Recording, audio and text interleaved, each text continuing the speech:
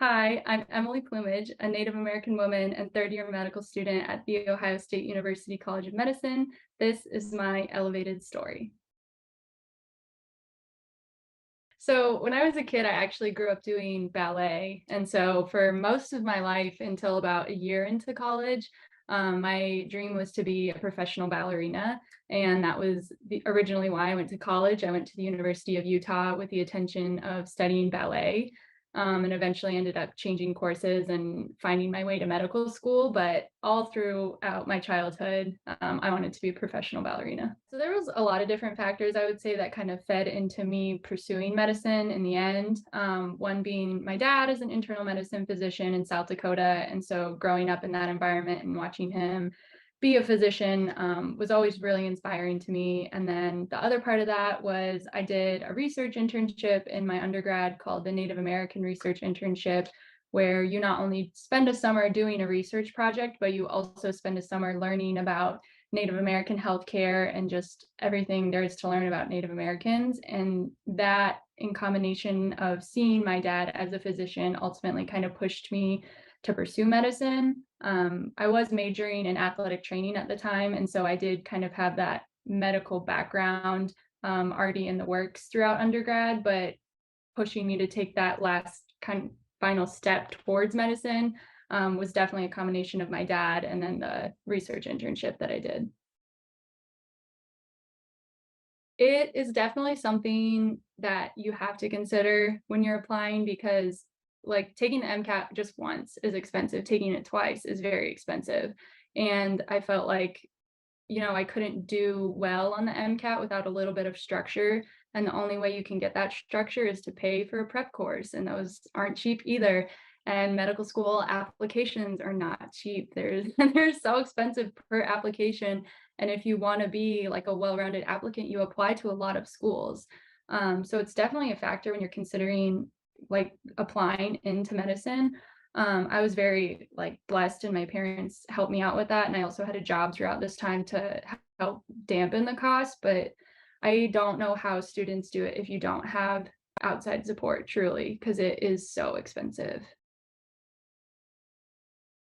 There's not a lot of Native American physicians, and because of that, there's not a lot of physicians that know about Native American healthcare and the issues that Native Americans face both on and off reservation. And so there's a whole population of people that are essentially being excluded. I've seen it time and time again, even in my lectures in school, of the categories of various diseases broken down by race, and Native Americans aren't listed because either no one wants to study them or they were such a small population it's easy for researchers to just exclude them because there's such a small population. And so there's just so much that people don't know, and if I don't give back, then no one might give back, and then it goes away. And so if I'm not going to do something with the position that I have as a medical student, as a future physician, then who is? Someone has to do it, and there's so few of us that I think it's important that I do step up and I do give back. So mentorship has played a huge role in getting me where I am today. I had a mentor in my undergrad who was a medical student at the time of my first application to medical school. His name was Aaron Baya. He was the brother of someone I did a research internship in undergrad, and really coached me through my first application cycle. He read my secondaries. We did practice interviews together. When I interviewed at his medical school, he introduced me to Native faculty there, just really helped me through my first and second application cycle, and helped me get into medical school. And then it's really come full circle now because Aaron was an ElevateMeD scholar. I think he was in the first cohort of scholars. And when I got my nomination email, I immediately texted Aaron and I said, "You have to call me. I got nominated for the scholarship that you got. Like, will you help me with my video? Like, will you help me tell me what this organization is about?" And he was over the moon about it. And it's been so cool to see it come full circle from, "Hey, will you help me with my application cycle?" to, "Hey, will you help me with the scholarship nomination?" He's been a huge mentor throughout this journey for sure. So becoming an ElevateMeD scholar means so much to me. It's an organization whose passions align so closely with my own, and it's an organization who wants to recognize and uplift students who are underrepresented in medicine and just really give them a platform to share their stories and share their why.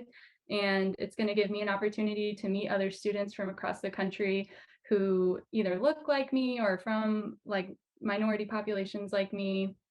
It's just very special to have that community because it's a community you can lean back on when, medical school gets tough or residency gets tough.